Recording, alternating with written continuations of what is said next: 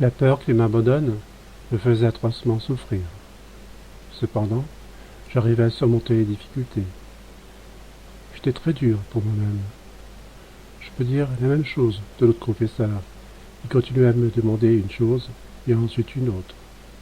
Parfois, il me demandait ce qui causait mes léthargies et quels en étaient les effets. Quelquefois, quand il voyait mon entêtement, il me commandait, au nom de l'obéissance, de lui répondre, et il plaçait devant moi la peur d'une grande illusion diabolique.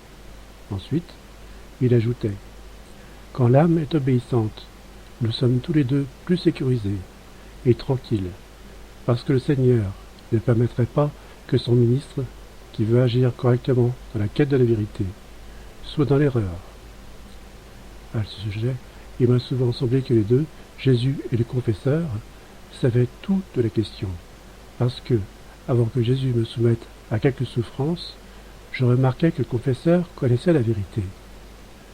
Je me disais en moi-même, il vaut mieux tout lui dire, tout de suite, que de garder le silence, puisque déjà il sait tout. Et si je garde le silence, qui sait s'il ne fera pas alors amener à changer sa façon de faire?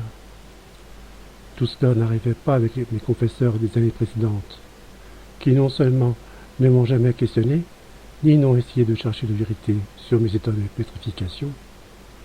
Par exemple, si ça provenait de Dieu ou les démons, ou c'était causé par une maladie corporelle. Bref, ils ne demandaient rien et ne disaient rien. Toutefois, j'étais très désireuse de savoir si j'étais oui ou non ajusté à la volonté de Dieu. Quand je portais la croix qu'il m'envoyait, je souffrais beaucoup quand j'étais incapable de trouver la patience de la porter. D'autre part, quand le second confesseur, après que le Seigneur se montrait à moi et qui me demandait si je voulais remplir le rôle de victime, il me dit que je devrais dire à Jésus, « Seigneur, je ne peux pas et je ne devrais pas accepter la souffrance à laquelle tu veux me soumettre, jusqu'à ce que j'aie la permission de mon confesseur.